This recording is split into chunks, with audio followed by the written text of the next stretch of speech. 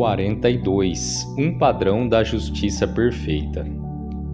Pois bem, sabedores de que existe um juízo universal no homem que o habita a discernir o bem e o mal, não é necessário verificar se ele é totalmente são e completo. Porque, se o seu entendimento tem o discernimento do bem e do mal, somente quando as coisas das quais ele não pode alegar ignorância, não há necessidade de que a verdade lhe seja notória em cada ponto, mas é suficiente que a conheça ao ponto de não poder ficar com evasivas sem estar convencido pelo testemunho da consciência. E de fato, se quisermos examinar que entendimento da justiça temos segundo a lei de Deus, a qual é um padrão da justiça perfeita, veremos de quantas maneiras esse entendimento é cego.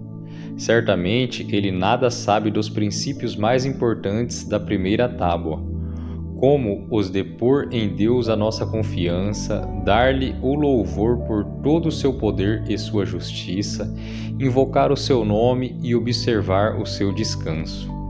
Qual entendimento humano será que, por seu sentido natural, não digo apenas de uma vez, tenha conhecido, mas de alguma vez tenha sequer imaginado, quer a verdadeira honra e o real serviço a Deus consistem nessas coisas? Pois, quando os ímpios querem honrar a Deus, ainda que os afastemos 1000 vezes das suas loucas fantasias, sempre recaem, e não há como persuadi-los de que não há outro serviço agradável a Deus, senão o espiritual. Poderemos louvar um entendimento que por si mesmo não pode ouvir e compreender boas advertências? Ora, o entendimento está nessas condições. Vemos, pois, que ele é totalmente insensato e insensível. Quanto os preceitos da segunda tábua, há um pouco mais de compreensão, visto que os mandamentos nela contidos abordam mais de perto a vida humana e civil. Mas também, nessa parte, por vezes o entendimento humano falha muito. Aos mais excelentes espíritos parece absurdo tolerar uma superioridade muito insensata e insensível, sendo possível repudiá-la de algum modo. E nisso não pode haver outro julgamento ocorrido na razão humana, senão o de levar o coração decaído e fraco a mostrar persistentemente essa superioridade, ao invés de repudiá-la e sujeitá-la convenientemente e com virilidade. Ao contrário, o Senhor, condenando sua altivez exagerada do coração, ordena aos seus que tenham a paciência humilde que os homens condenam e reprovam com veemência. Mais fortemente ainda, o nosso entendimento é tão cego nesses pontos da lei de Deus que nem sequer reconhece o mal da sua concupiscência. Pois o homem sensual não pode ser induzido a reconhecer a sua enfermidade interior. E antes de chegar à entrada do seu abismo, a luz da sua natureza é sufocada. Note-se que quando os filósofos falam dos movimentos ou motivos imoderados do nosso coração, refere-se aos que parecem mediante sinais visíveis. Quanto aos desejos malignos que incitam mais secretamente o coração, para eles nada significam. Por isso, como já acima Platão foi condenado por imputar todos os pecados à ignorância, assim também precisamos rejeitar a opinião daqueles que pensam que em todos os pecados há uma deliberada malícia. Porque já experimentamos muito mais do que o necessário quantas vezes falhamos apesar da nossa boa intenção.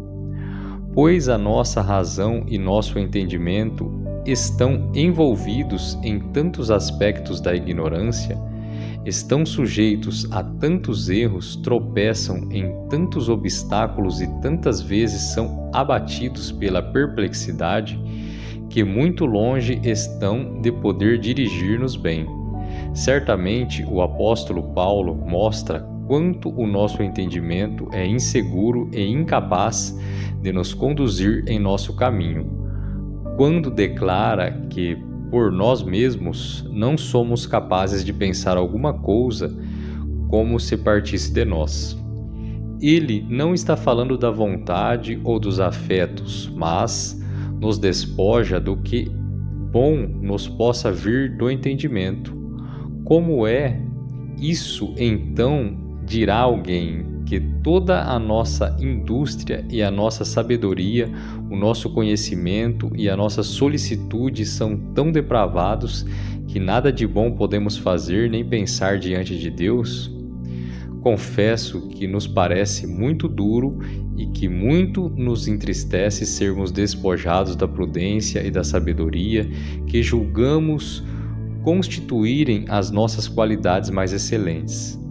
Mas isso parece justo ao Espírito Santo, que sabe que todas as cogitações do mundo são vãs e que sentencia claramente que tudo o que o coração produz é mal.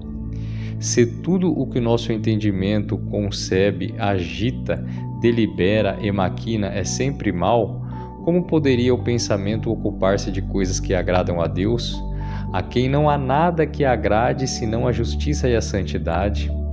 Pode-se ver, pois, que a razão pertence ao nosso entendimento, que qualquer lado para o qual se volte está pura e simplesmente sujeita à vaidade. Isso que Davi reconhecia pessoalmente, declarando que o entendimento lhe foi dado por Deus para ele poder aprender os seus preceitos.